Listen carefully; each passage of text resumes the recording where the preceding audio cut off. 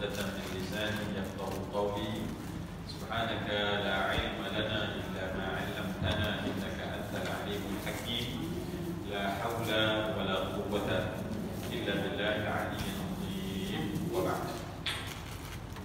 Kita baca surah Al-Waqiah sampai ayat yang kita nak bincang pada ayat 26. Bismillahirrahmanirrahim. A'udzubillahi minasyaitonir rajim.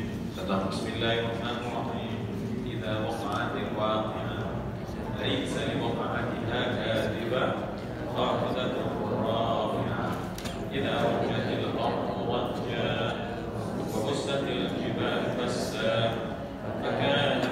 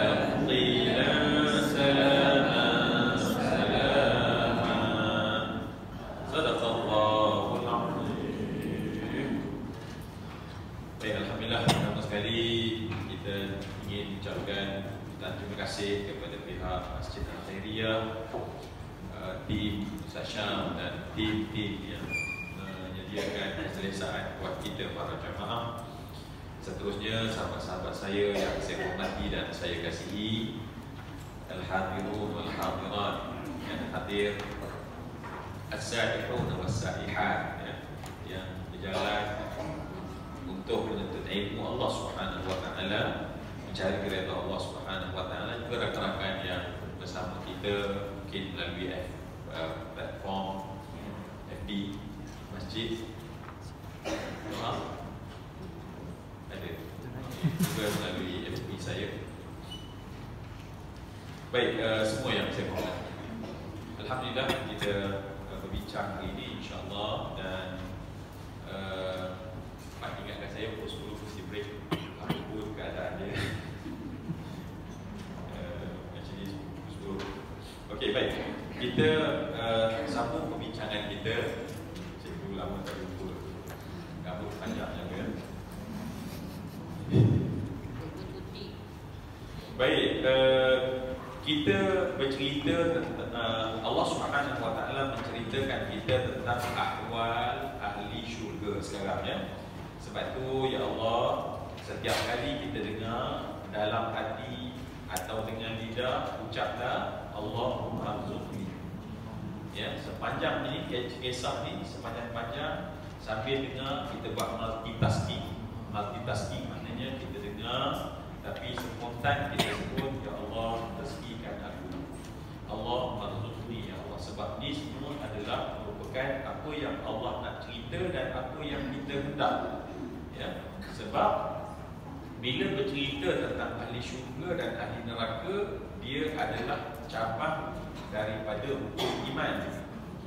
Bila cabang daripada rukun iman, rukun ni maknanya tiang yang mesti ada dalam hati kita. Dan cabang yang ada dalam rukun iman hari akhirat. Ya, beriman dengan hari akhirat. So, beriman dengan hari akhirat pecahan dia banyak. Ya, berkenaan dengan hari akhirat itu sendiri. Dan sekarang adalah salah satu cabang daripada beriman dengan hari akhirat, yakni antara yang Allah minta kita letak iman dalam hati kita ialah beriman dengan adanya syurga dan neraka. Dan bila sebut syurga, tentu kita nak masuk syurga, maka mesti spontan apabila Allah ceritakan tentang syurga, apa kita kata? Allah Subhanahu. Ya. Kalau kita rasa takfir dalam bahasa Arab, cakap bahasa Melayu tak apa lagi baik. Ya Allah, rezekikan aku ya Allah. Rezekikan aku ya Allah. Ya. Jadi sekarang memang kita nak kena isi. Sebab sekali lagi saya mohon izin juga, sebab manusia terdiri daripada dua unsur, unsur jasad dan unsur rauh. Ya, unsur rauh. Jasad begitu kompleks ciptaannya, ya, begitu kompleks ciptaannya, sehingga Masya Allah pada setiap satu daripada ciptaan, setiap inci daripada ciptaan yang ada pada jasad kita ini tersangat kompleks, tersangat unik. Ya. Dan kalaulah jasad lahir yang boleh dicerah, yang boleh ditengok, yang boleh ditangkap melalui panca indera pun telah kompleks, apatah lagi rauh, roh yang juga disebut sebagai roh ni, nama lainnya adalah disebut sebagai jismun latif. Ya. Nama lain bagi roh adalah jismun latif. Okey.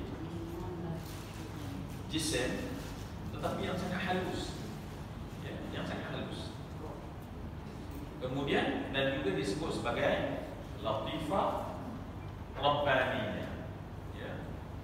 Istilah-istilah untuk roh ni. Latifah rabbaniyah.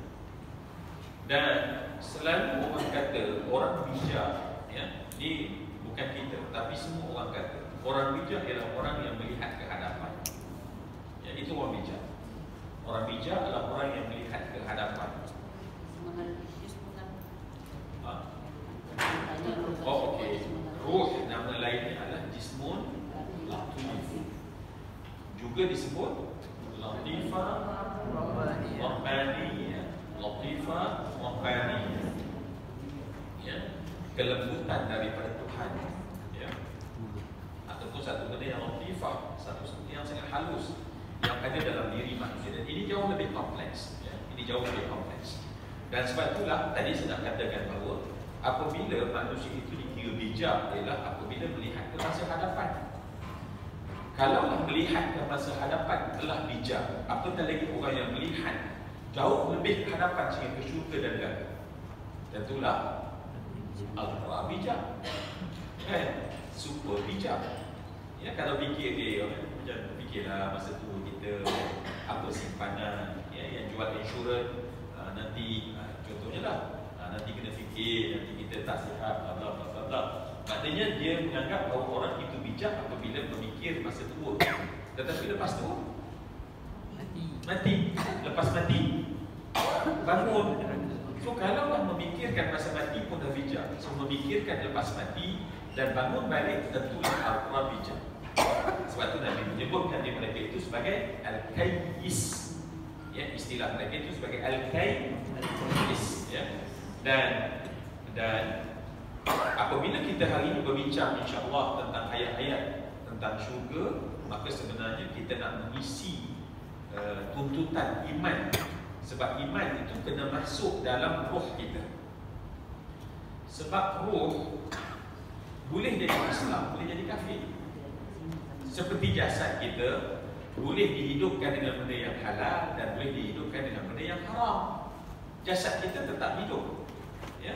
Orang yang makan, maaf saya, semua dah sarapan? Semua dah sarapan. Katalah, bukan di sini. Dia makan dengan makanan sarapannya adalah nasi lemak rendang babi.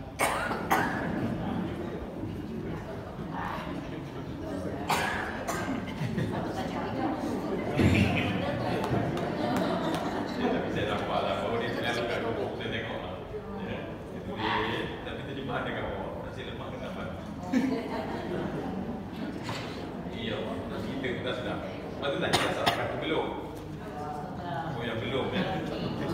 Baik, jadi nak cerita je, jasad kita ini, jasad kita bila lahir dia perlukan kepada untuk ditegakkan tulang-tulang dia, kulit-kulit kita. Baik, kalau kita isi benda dengan yang haram, hidup tak dia? Hidup. Begitulah roh. Roh sekiranya dimasukkan dengan, sebab roh tu adalah satu form yang kosong. Seandainya kita tak masukkan soal iman dalam dia dan masukkan kufur dalam dia, dia tetap hidup. Tapi hidup cara yang mati, ya? Hidup cara yang berbahaya, hidup cara yang tak sepatutnya, seperti badan kita yang dihidupkan dengan benda-benda yang haram tadi. Jadi roh manusia kan, roh manusia saya pernah buat pun tengok wajah dia kan, ada dua bulatan. Roh kita ada dua lapis. Ya, itu yang pertama.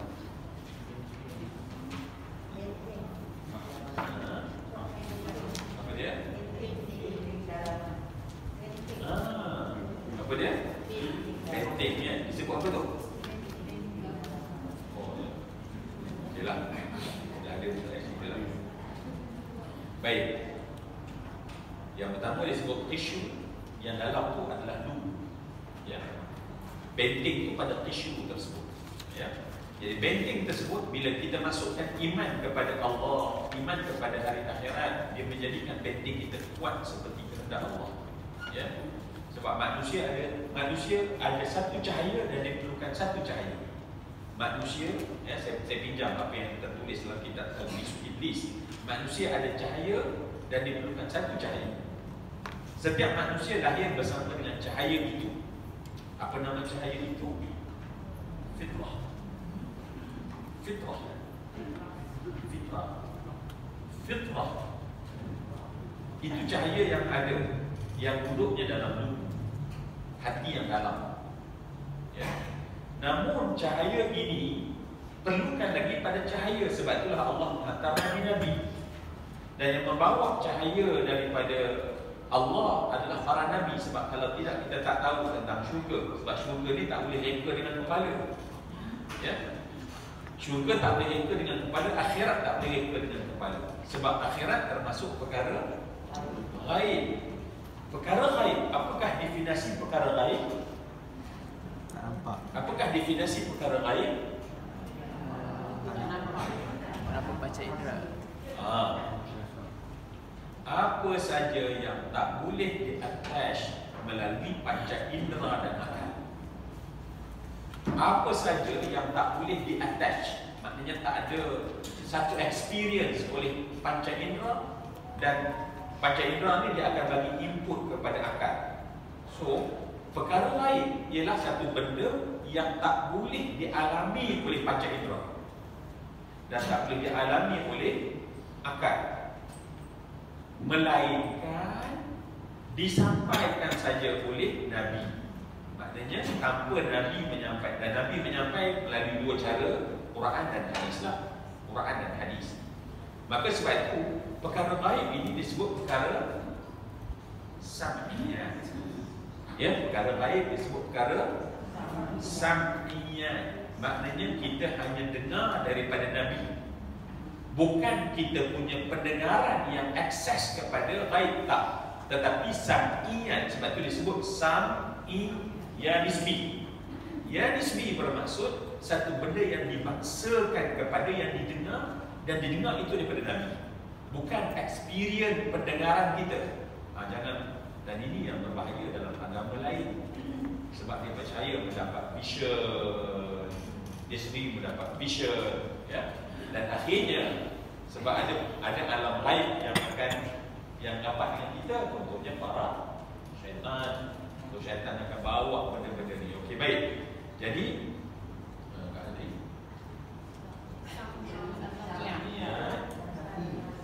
perkara gaib. Okey, boleh. Okey, perkara gaib maka kita dapat daripada Nabi, ya. Sebab bertemu cahaya, maksudnya cahaya fitrah dan cahaya wahyu ke dalam diri, maka sempurnalah siratal mustaqim. Ya, kita minta hari-hari kan, tunjuk aku jalan lurus, tunjuk aku jalan lurus. Jalan perlu cahaya, dan cahaya itu ada dua. Satu cahaya yang ada dalam diri, satu cahaya yang datangnya dari ilahi. Ya, satu cahaya ilahi. Dan cahaya ilahi itulah, Masya Allah ya, cahaya ilahi itulah yang diburu oleh para golongan arifin. Ya, cahaya ilahi itulah yang diburu oleh para arifin. Okey, baik. Itu dia punya latar belakang. Ya, kita bercerita tentang syurga, neraka dan dia alam. Dan sebab itulah makin kita berbincang tentang syurga dan neraka, kita sedang menguatkan dalaman spiritual kita. Kita sedang menguatkan benteng kita. Sebab satu benteng, satu lagi apa?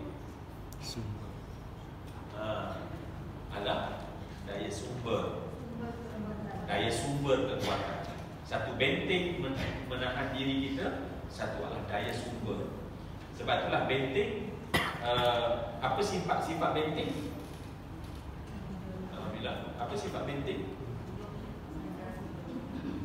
Pertahankan.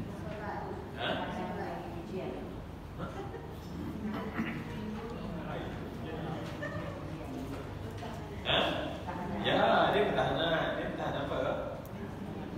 Pertahankan untuk sifat asas. Sebab benteng itu, apa saya namakan tadi? Qishru tadi dia adalah ruhul hayat. Nama lain dia adalah ruhul hayat. Ruhul hayat ni dia ada di punya nature. Ruhul hayat ni dia ada di punya nature. Nature ruhul hayat. Dan nature dia adalah setiap benda yang hidup, dia nak kekal hidup. Itu sifat semula jadi. Sebab tu orang hidup, dia survive untuk hidup. Sebab itu adalah nature kepada ruhul hayat. Nature maknanya semula jadi yang ada pada benteng itu. Yang ada pada benteng itu adalah dia ingin kekal hidup. Ya.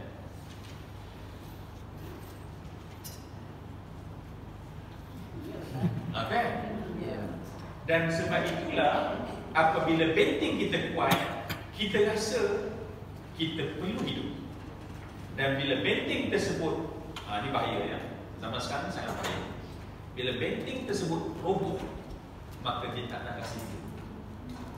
Apa akhir dia buat? Kat situ sebenarnya. Ya. Kenapa tiba-tiba berlaku yang kita sebut tadi? Saya tak nak sebut, dah tak elok tu. Ya, tak elok, tak nak sebut. Ya, saya banyak kali juga dipanggil untuk bercakap soal ini di mental illness sebagai kesihatan hari ini. Saya kadang-kadang tak apa sebab benda tak baik ni kalau kita cakap banyak kali dia jadi promo. Dia jadi promosi. Ya. Mungkin kita cakap untuk mengingatkan, tetapi bila dia banyak kali, dia kadang-kadang memberi alternatif pada orang yang memang tengah roboh benteng dia. Ya. Sebab itulah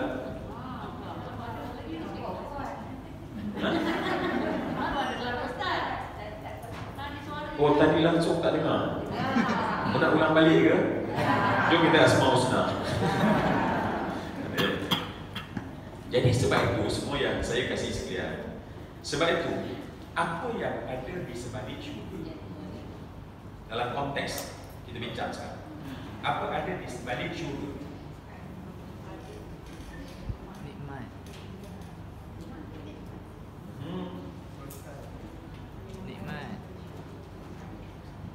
Kenapa sangat terganggu ke saya cakap masak nasi lemak dengan rendang sampai masih lagi rasa tak ada jawab soalan saya. Apa ada di sebalik syurga? Kenikmatan bila? Kenikmatan bila? Baik. Di sebalik syurga yang kita kata ada kenikmatan, di sebalik syurga ada harapan. Ada harapan. Dan harapan itulah penguat pada benteng tadi. Sebab tu orang yang yakin dengan syurga, makin yakin dengan syurga, tak akan roboh benteng dia dan tak akan terfikir untuk ditamatkan nyawa dia. Sebab tu saya katakan bahawa iman itu dia menguatkan dalaman. Dan dalaman itu terbagi pada dua. Yang pertama benteng tadi. Sebab rohul hayat dia ada di punya nature dia. Nature dia adalah saya nak survive. Sebab tu kita tengok ya, saya tengok Masya Allah. Saya cerita banyak kali lah tadi.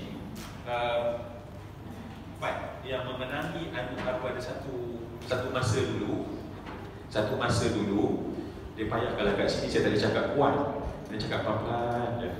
Tapi bila kita semangat, dia cakap kuat kan? Jadi bingit kita kan. Ada anugerah cikgu, anugerah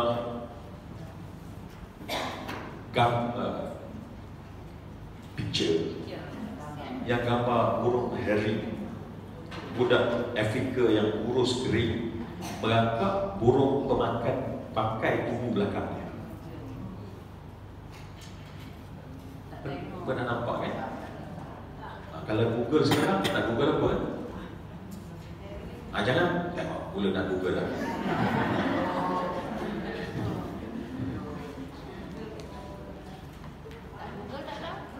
Dalam itu, kalau kita tengok budak tu kurus kering, yang ambil gambar tu pun saya kata insya-Allah patutnya tolonglah kan. Tapi dia ambil gambar tu saya tak tahu lepas tu tak mati ke tak.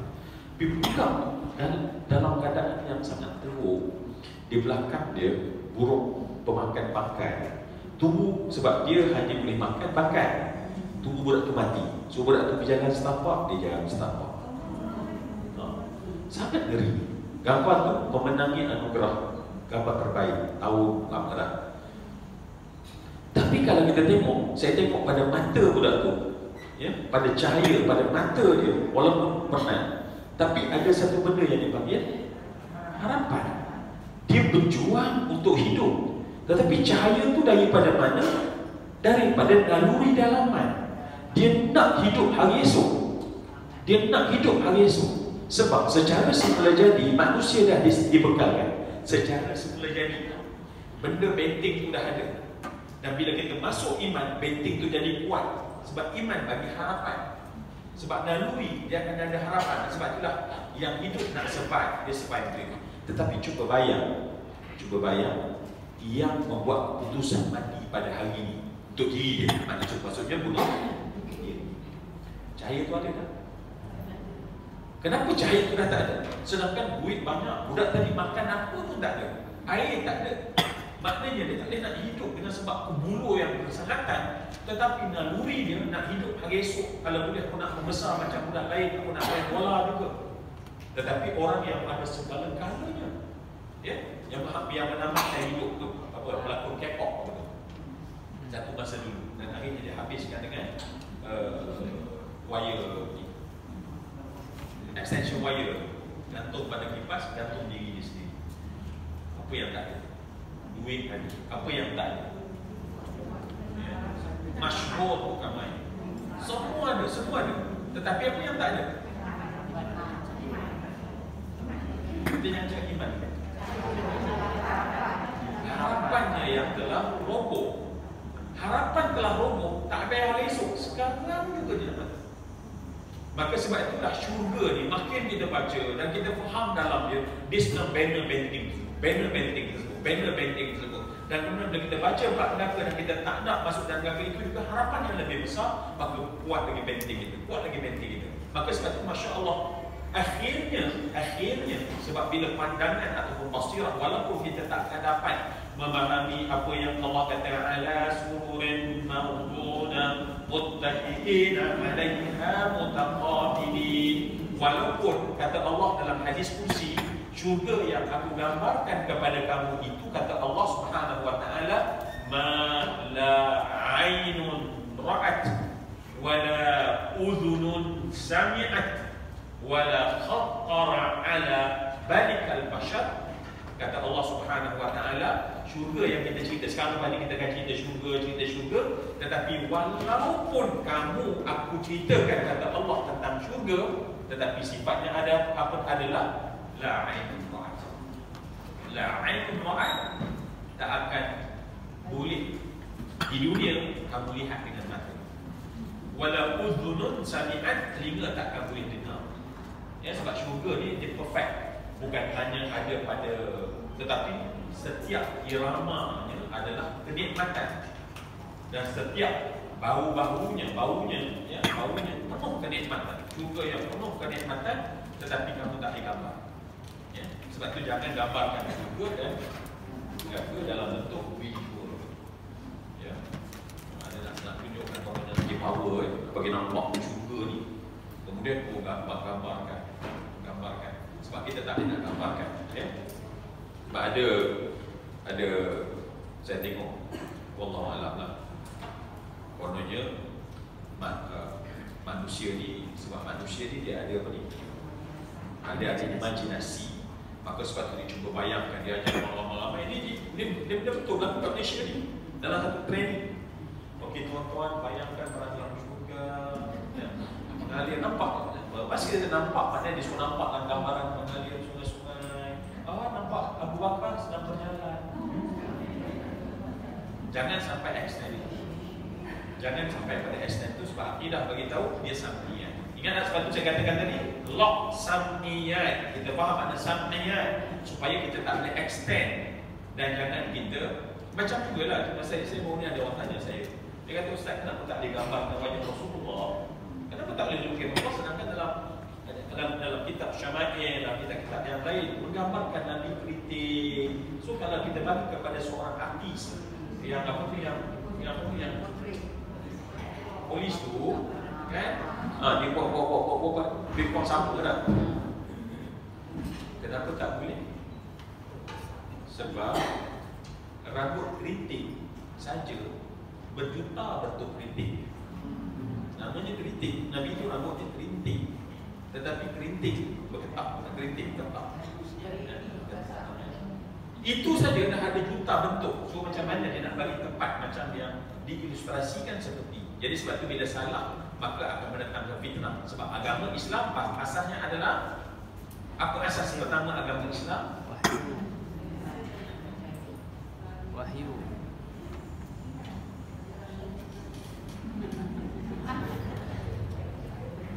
Asas pertama agama Islam adalah kebenaran, al-haq. Asas pertama agama adalah kebenaran. Itu asas nombor satu.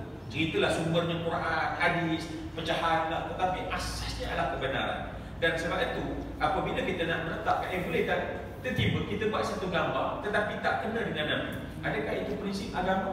Apa prinsip agama? Benar. Sekarang buat tak benar tetapi kita benarkan, maka itu tak benar. Maka sebab itu Islam tak membenarkan. Sebab tak pastinya ianya tak benar, ya, pasti ianya tidak benar. Okey, baik. Katalah waktu mimpi Nabi betul dia describe pula kepada orang, ya. Gambaran dalam mimpi dia, dalam mimpi dia untuk dia, bukan untuk di describe, untuk bagi tahu pada orang. Ya.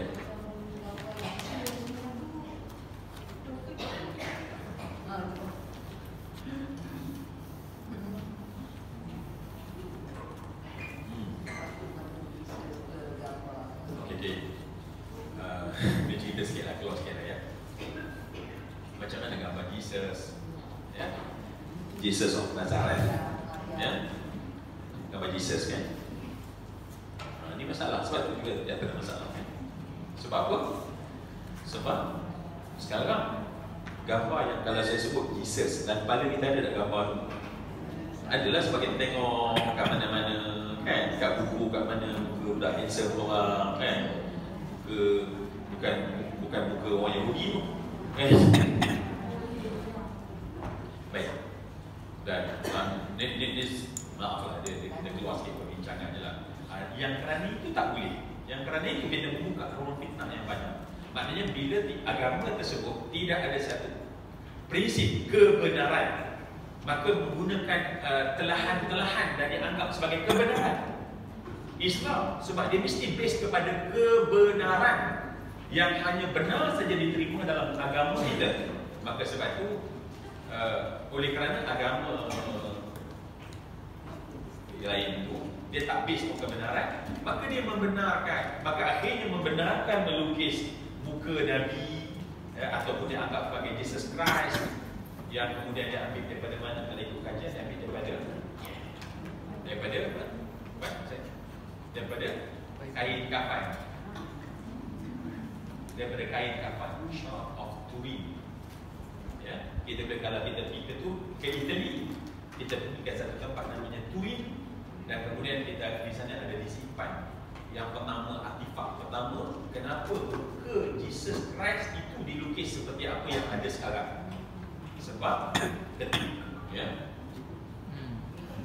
ketika Jesus disalib dan dia ditutup dengan shawl, dengan kain kafan, maka kain kafan tersebut hilang.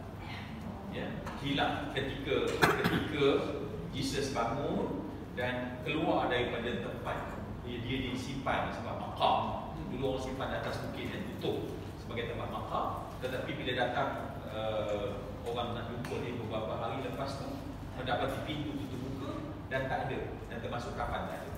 Dan dengan kafan tersebut ditemui di Turin.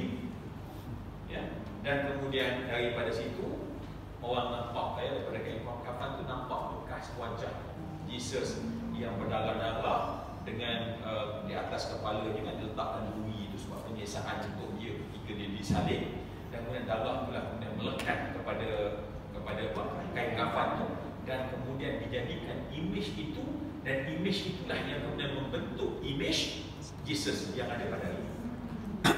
Ya. Nasib baik kan ada kafan kan?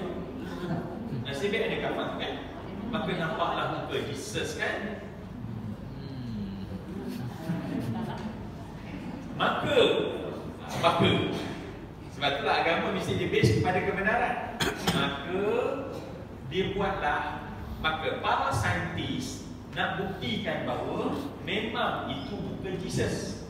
Caranya adalah sebab ada bahan bukti. Apa bahan bukti? Kain kafan.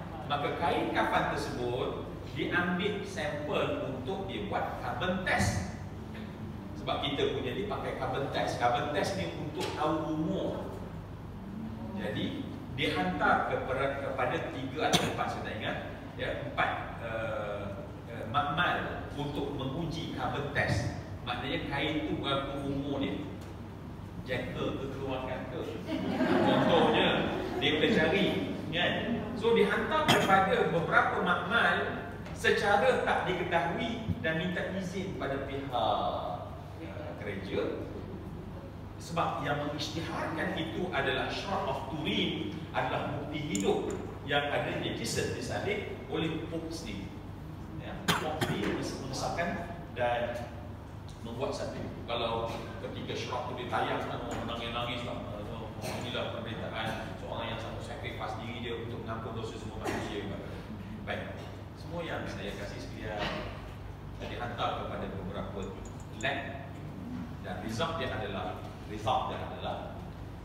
umur kain tersebut adalah lebih kurang 4 sekarang ni jam bila? Lebih kurang 500 tahun. Saya tak mungkin kat situ saya punya carbon test tu tak berapa. Maknanya umur kain tersebut 500 tahun melalui 3 makmal yang diambil secara rahsia, dihantar. Dia orang tak tahu pun ini kain apa. Please ambil dan test. Setiap daripada mereka mendapati jumlah umur kain tersebut. Contoh ya, saya akan lebih tepat, boleh tengok dalam kajian. Mendapati bahawa 500 tahun. So umur kain 500 tahun, macam mana nak tutup Jesus yang meninggal 2000 tahun dulu? Lamanya 1500 tahun baru boleh tutup. Jadi menjadi persoalan, menunjukkan bahawa melalui saintifik itu bukan kafan untuk Jesus. Yang menjadi sumber kepada muka Jesus, jadi menunjukkan apa sekarang? Bukan muka Jesus. Bukan muka Jesus. Tetapi sebegitu telah jelas ada bukti, mereka tak nak tarik balik. Sebab tarik balik dia risikonya mungkin orang hilang percaya. Yang cerita ini bukan saya cerita, boleh tengok dalam National Geographic, boleh tengok dalam apa tu nama tu, Da Vinci's Code. apa? Da Vinci's Code. Da Vinci dia punya isu satu dalam ni, Allah. Okey, lebih kurang itulah ya. Okeylah. Ini je sekadar general knowledge lah. Kenapa Islam tidak membenarkan, sebab prinsip kita apa tadi? Kebenaran. Agama dibina di atas kebenaran. Semuanya mesti asas benar. Apa maksud benar? Apa pula maksud benar? Kebenaran. Apa maksud benar? Tak salah. Benar tu apa maksud dia? Betul. Apa dia? Apa maksud benar? Kita kata kebenaran. Kebenaran tu apa maksud benar? Tak menipu. Pimpin. Tak tipu. Ejen Ali. Pimpin. Kebenaran. Oh, tengok. Kebenaran adalah bertepatan antara benda dan berita. Itu kebenaran. Ya. Beritanya ialah ini gambar Jesus. Ya. Betul tak itu Jesus? Bila tidak betul, itu bukan kebenaran. Ini gambar Nabi. Ini Nabi.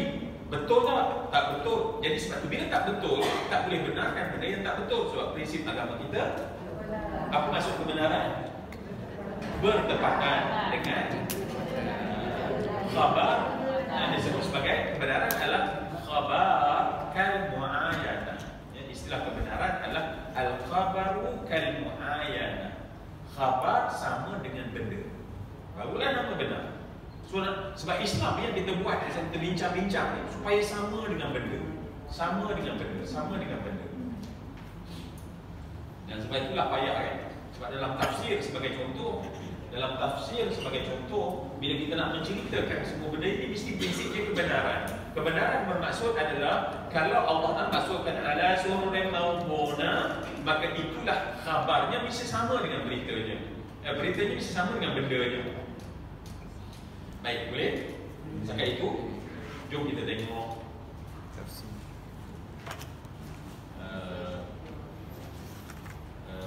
bagi apa ni? Apa dia? Bagi kebetulan as-sabiqunas. Baik, sebab kebetulan dekat dengan Ramadan, ya. Sebenarnya dua kelompok yang dikatakan bahawa masuk syurga, masuk neraka, ada nama lain yang buat dekat dengan Ramadan ni saya sebutlah juga, ya. Kita dah bincang kan 4, 3, 2, 1 semua kita dah letak rajah kan pada teman-teman sudah ingat tak? Baik.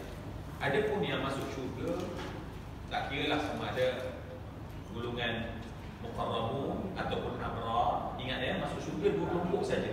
Satu muqarrabun, satu abrar. Ini yang diceritakan dalam surah Rahman sebelum ini, Waqiah sekarang, dan beberapa surah yang lain, ya. Surah Malaikah atau surah Fatir. Baik. Jadi kelompok yang masuk syurga, istilah untuknya adalah golongan su'ada. Su'ada, bukan su'ada. Su'ada. Su'ain, sin ain terus. Su'ada. Ataupun golongan sa'id. Untunglah nama sa'id. Kalau lah dengan nama saja boleh masukkan dalam syurga. Sebab tak masuk syurga melainkan orang itu sa'id. So golongan ahli syurga, nama lain bagi mereka adalah golongan su'ada, ataupun kalau singular disebut sa'id. Sa'id.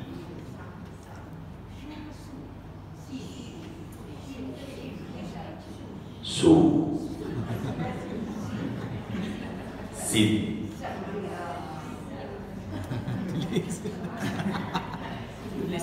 Tulis. Okey, sin, ain dan su'ada.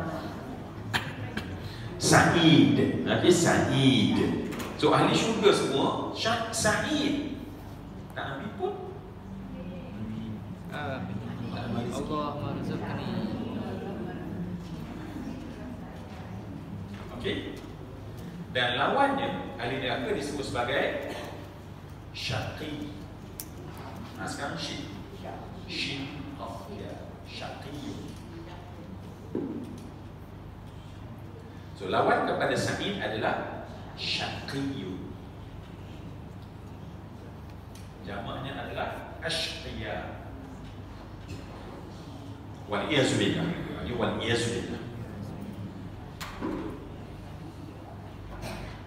Dan inilah yang kalau nanti kita baca, kita dengar imam ya, imam akan baca selalu ya, Allahumma ya Allah ij'alna fi hadhihi lailati syahri syarifati mubarakati minas su'ada. Ya. Dan apa sifat su'ada dalam doa ni? Saya tak habiskan tadi. Maqbulin. Ya. Maqbulin, maqbul. Yang diterima. Apa maksud maqbul? Yang diterima. Yang diterima. Apa yang diterima? Amalan. Amalan soleh dia. Sebelum amal diterima apa? Iman dia. Akidahnya yang diterima, yang betul. Sebab itulah kita belajar betul-betul akidah, supaya akidah kita diterima. Sebab kita takut amal kita dah banyak. Wajib-wajib, masya-Allah, ahlan bik. Makan dia apa? Mention nampak wajib. Wajib ibu ya.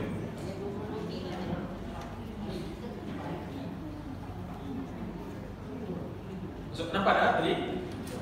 Nampak golongan masuk syurga disebut su'ada. Sifatnya adalah yang diterima amal makbul. Apa maksud makbul? yang diterima. Apa yang diterima? Pertama sekali mesti diterima akidah dia, kepercayaan dia, pegangan dia mesti diterima. Ya, yang ni paling takut, ni paling kritikal. Kadang-kadang kita ingat amal saja diterima. Dah, mesti mula dengan akidah yang sahihah yang diterima. Sebab itulah ulama settlekan bab akidah terlebih dahulu supaya jangan kita itu mencemarkan Allah dengan perkara yang tak layak bagi Allah. Ya, sebab itulah hidup kita dengan tasbih itu sebenarnya adalah nak membuktikan bahawa perlu betulnya akidah kita. Cuma kita nampak tasbih itu pada tasbih, pada zikir. Ya, ingat balik pada tasbih. Aku pada tasbih dulu. Tak apa ya. Sebab kita ulang-ulang ni maknanya nak bagi mantap dalam kita ingatan kan. Aku mana tasbih dulu?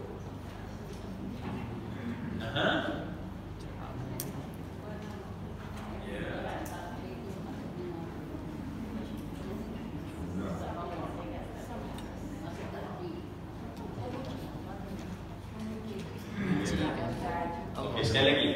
Sebab bila kita sebut tasbih, kita selalu sangka zikir subhanallah. Tetapi di sebalik subhanallah itu adalah makbulnya akidah kita melalui tasbih tersebut.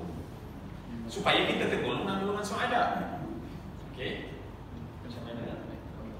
Apa makna tasbih? Menyucikan Allah menyucikan Allah daripada perkara yang tak layak. Perkara yang tak layak. Daripada perkara yang Tak layak pada tidak layak bagi Allah. Tanzihun mimma la yaliqu li'azamatillah. Itu tanzih. Itu tasbih. Sebab tasbih ni makna supaya kita ni makbul. Apa yang dia makbul? Supaya kepercayaan kita makbul. Apa praktiknya? Zikirnya adalah tasbih. Kefahaman tasbih itu sebab menyucikan Allah daripada perkara yang tak layak. Menyucikan Allah daripada perkara yang tak layak. Apakah perkara yang tak layak bagi Allah? sama dengan makhluk. Senang jadi punya formula dia. Apakah perkara yang tak layak bagi Allah? Menyamakan Allah dengan makhluk. Tak sama bagi Allah itu bersifat dengan sifat makhluk. Kalau kita menyucikan Allah tetapi kita kata Allah itu bersifat dengan sifat makhluk, maka kita tidak tanzih, kita tidak menyucikan Allah. Sebab itulah saya ulang balik ya. Adik-beradik kepada tasbih apa dia? Tahmid. Ya. Dari mana saya dengar jawapan alhamdulillah. Kalau makan cukup dia memang alhamdulillah memang sedap kan. Apa dia? Adik-beradik kepada tasbih. Tahmid. Tahmid, tahlil, takbir.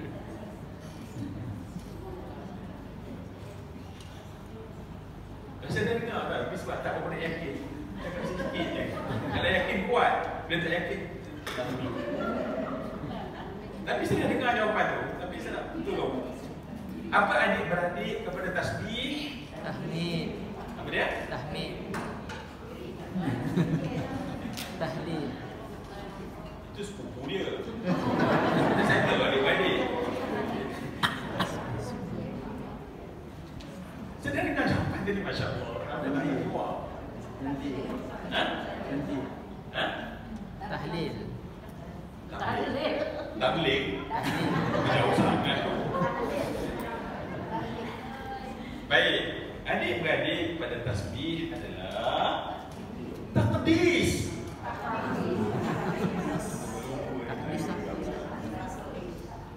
Takdis. Sebut tadi kan? Sebut tadi saya dengar.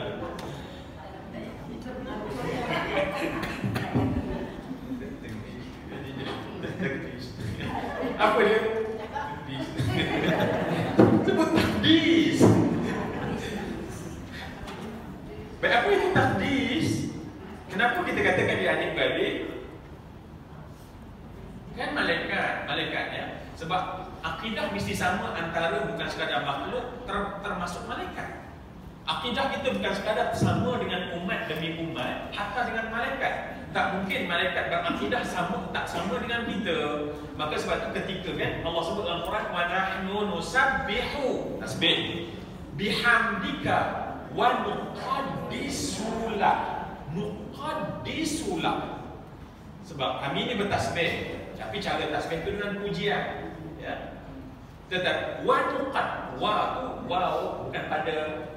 bukan pada hamdi, tetapi waw itu pada tasbih. Maka kami bertasbih dengan pujian dan ini adik-adik dia takdis. Apa itu takdis?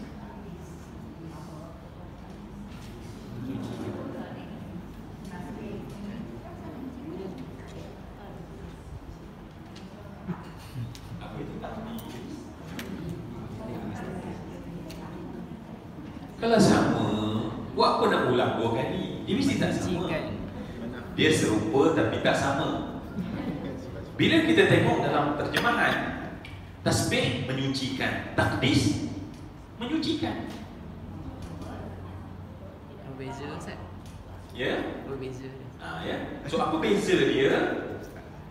Sebab tu saya kata adik-beradik tadi. Sebab bila kita tengok terjemahan, kita tengoklah terjemahan nahnu nusabbihu bihamdika wa nuqaddisu. Kami menyucikan kau dengan pujian dan mentakdiskan kau. Sebab dia tak ambil terjemah. Bila terjemah maknanya menyucikan. Baik. Takdis maknanya adalah, okey, apa makna tasbih tadi? Jangan nanti kamu keliru pula. Ya. Menyucikan. Dalam bahasa Arab disebut tanzihun. Ya. Sebab akidah yang benar kerja dia tanzih, menyucikan, ya. Akidah tu benar bila dia akidah tu menyucikan. Tasbih menyucikan Allah daripada apa dia? Mimma, daripada yang la yaliq, yang tak layak li'azamatillah, bagi keagungan Allah. Takdis adalah tanzihun. Tetapi tanzihnya adalah bi'ithbat. Okey. Menetapkan apa yang layak bagi Allah. Apa yang layak bagi keagungan Allah. Jadi takdis adalah, okey, maaf saya nak betulkan balik. Tasbih adalah tanzihun an ma la yaliqu. Ya, saya sebut tadi mimma. Betul kan? An ma, daripada benda yang tak layak bagi Allah. Adapun takdis adalah itsbatun mimma, dari apa yang layak bagi Allah. Okey. Boleh nampak tak? Nampak sama je, menyucikan, tetapi dia punya kerja dia tak sama. Kerja dia adalah yakni menyucikan daripada perkara yang tak layak, yakni menyucikan dengan menetapkan perkara yang layak bagi Allah Subhanahu Wa Taala. Dan sebab itulah saya katakan bahawa kesimpulan dia adalah belajar dalam sifat 20. Sebab dalam tu adanya tentang tanzih, menafikan, ada yang kedua adalah menetapkan. Sebab tu kita belajar sifat salbiyah. Sebab salbiyah tu sebenarnya nak menafikan perkara yang tak layak bagi Allah. Sifat salbiyah yang kita belajar, yang diajar oleh semua hadis itu adalah nak menafikan perkara yang tak layak bagi Allah. Menafikan sifat itu datang untuk menafikan perkara yang tak layak. Dan kemudian taqdis adalah dengan sifat ma'ani dan ma'anawiyah. Maknanya Allah itu melihat, tetapi melihat Allah mesti dengan cara yang layak, sesuai layak bagi Allah Subhanahu wa taala. Sebab akidah kita tak sama Mu'tazilah. Mu'tazilah dan setengah yang lain Mu'attilah. Mereka itu menafikan sifat Allah. Kerana terlampau tanzih, mereka tak faham taqdis, maka mereka kata Allah itu takkanlah Allah itu mendengar, sebab mendengar adalah sifat makhluk. Maka mereka menafikan mendengar, dan akhirnya mereka menafikan Allah itu berkata-kata, dan akhirnya mereka membuat satu conclusion bahawa Quran itu bukannya kalam Allah, tetapi dia adalah makhluk Allah. Nampak tak dia punya pengikona, dia punya cerita dia. Jadi sebab itu alhamdulillah kita duduk dalam pembelajaran yang betul. Sebab ilmu akidah pertama mesti hak, benar. Apa maksud benar? Tak yalah. Tak tahu.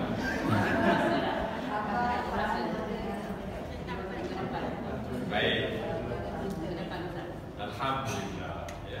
Sebab tu saya rasa bangga lah dengan yang di hadapan saya kan.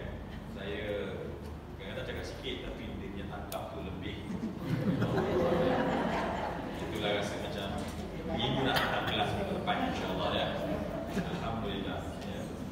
Jadi semua yang dikasih sekalian, kita masuk cerita tentang syurga nanti adalah menguatkan iman, benteng kita, sebab kita masukkan iman dalam benteng tersebut.